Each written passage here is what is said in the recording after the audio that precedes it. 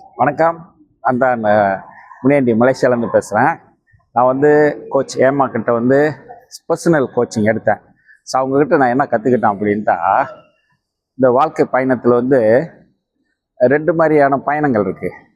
ஒன்று வந்து நம்மளுடைய விருப்பத்துக்கு வாழ்கிறோம், இன்னொன்று வந்து தேவைக்காக வாழ்வோம்.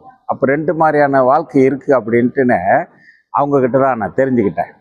அப்போ பெரும்பாலும் மக்கள் வந்து எல்லாருமே வந்து வாழ்கிறாங்க. ஆனால் தேவைக்காக வாழ்கிறாங்களா, விருப்பத்துக்காக வாழ்கிறாங்களா அப்படின்ட்டு ஒரு பெரிய கேள்விக்குறி தான். பெரும்பாலும் பார்த்தோம் அப்படின்னா தேவைக்காக தான் வாழ்வாங்க. ஆனால் இந்த பர்சனல் கோச்சிங் எடுக்கும் பொழுது நம்மளோட விருப்பம் என்னது அப்படின்ட்டு நம்ம வந்து கண்டுபிடிப்போம். அப்போ நம்மளோட குறிக்கோள் என்னது, நம்ம லட்சியங்கள் என்னது, அதை அடையிறதுக்கு வந்து ஒன்று மனிதன், இன்னொன்று வந்து பணம்.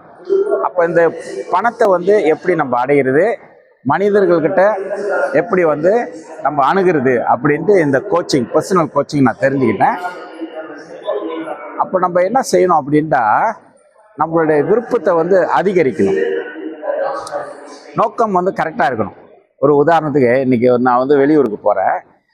நான் இப்போ சம்பாதிக்கிற பணம் வந்து எதுக்கு அப்படின்னு நான் வந்து சொல்லணும். அப்போ தான் அந்த பணம் வரும். பணம்னு ஓடக்கூடாது. இதெல்லாம் வந்து பர்சனல் கோச்சிங் நான் தெரிஞ்சுக்கிட்டேன். அதனால் நம்ம வாழ்க்கையில் வந்து படிச்சுக்கிட்டே இருந்தோம் அப்படின்னா ரொம்ப அழகாக இருக்கும். அந்த வாழ்க்கை ரொம்ப அற்புதமாக இருக்கும்.